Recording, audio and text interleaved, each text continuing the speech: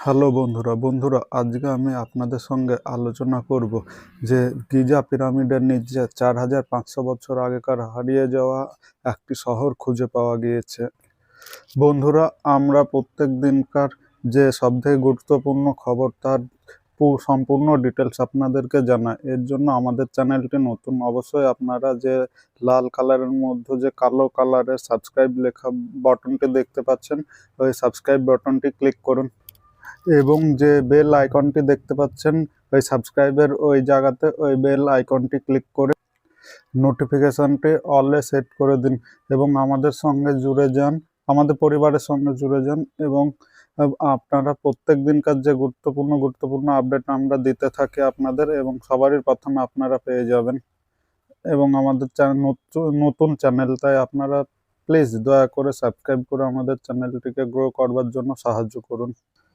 যেমন time of the economics টাইমসের একটি কাট আউট আপনাদের দেখাচ্ছে, যেখানে দেখুন মিশরের গিজা পিরামিডের গভীরে অর্থাৎ প্রায় 2 কিলোমিটার নিচে অবধি বিস্তৃত যে আইফেল টাওয়ারের ছাড়াও দ্বিগুণ বড় যে ভূগর্ভের নিচে একটি বহুত বড় কাঠামো পাওয়া গেছে, যেটা অনেক বিজ্ঞানীরা মনে করছে, ভূতত্ত্ববিদ বিজ্ঞানীরা মনে করছেন যে ওখানে একটি শহরের মতো ব্যবস্থা রয়েছে। এবং বিজ্ঞানীরা এর যে কাঠামোটি পেয়েছে খুঁজে, যে 2 কিলোমিটার নিচে, ওর তো অবশ্যই খুঁড়েনি, ওরা যে SAR র্যাডার অর্থাৎ সিনথেটিক অ্যাপারচার র্যাডারের মাধ্যমে এই যে তরঙ্গ পাঠিয়েছিল ইলেকট্রো ওয়েভ, সেই ওয়েভের মাধ্যমে ওরা সন্ধান পেয়েছে। এবং এই ইলেকট্রোওয়েভ তরঙ্গটি যে পাঠিয়েছিল সেটা দেখতে অনেকটা এরকম।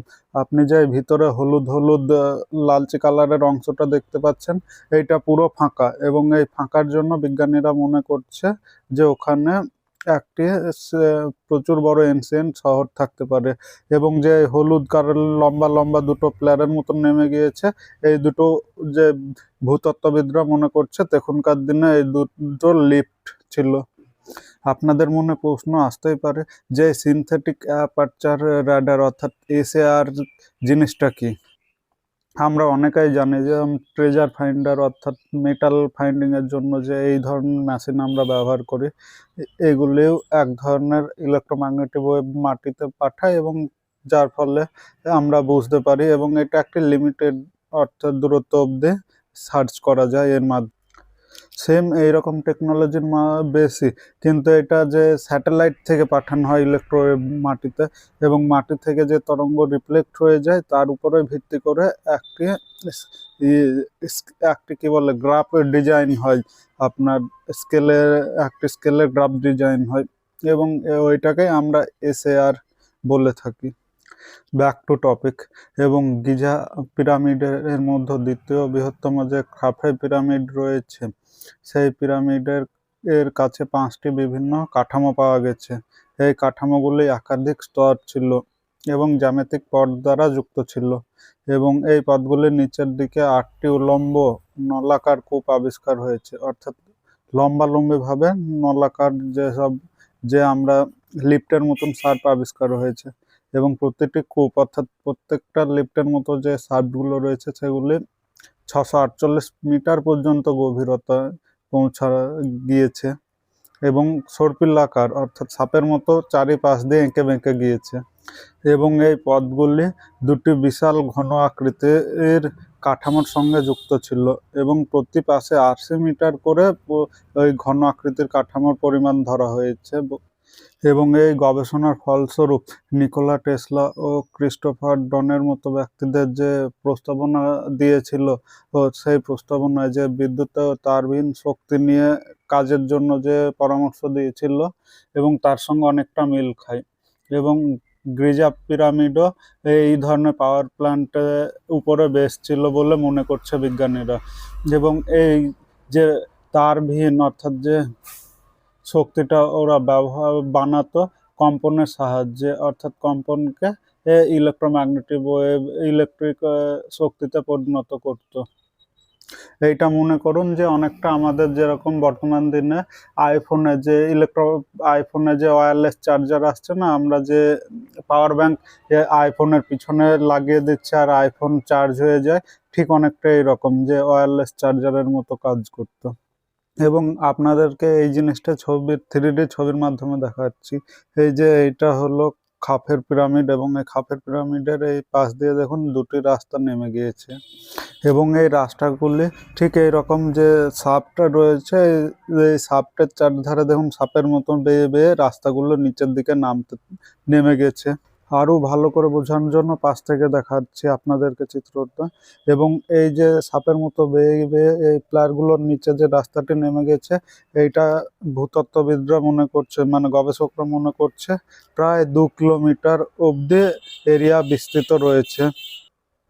এবং বিজ্ঞানীরা এও মনে করছে যে ওই যে বড় বড় 3টি পিরামিড রয়েছে এবং প্রত্যেকটা পিরামিডে অর্থাৎ মাটির তল দিয়ে একটি করে রাস্তা রয়েছে, যে প্রত্যেকটা পিরামিডের সঙ্গে প্রত্যেকটা পিরামিড যুক্ত রয়েছে একটি মানে রাস্তার সাহায্যে এইরকম।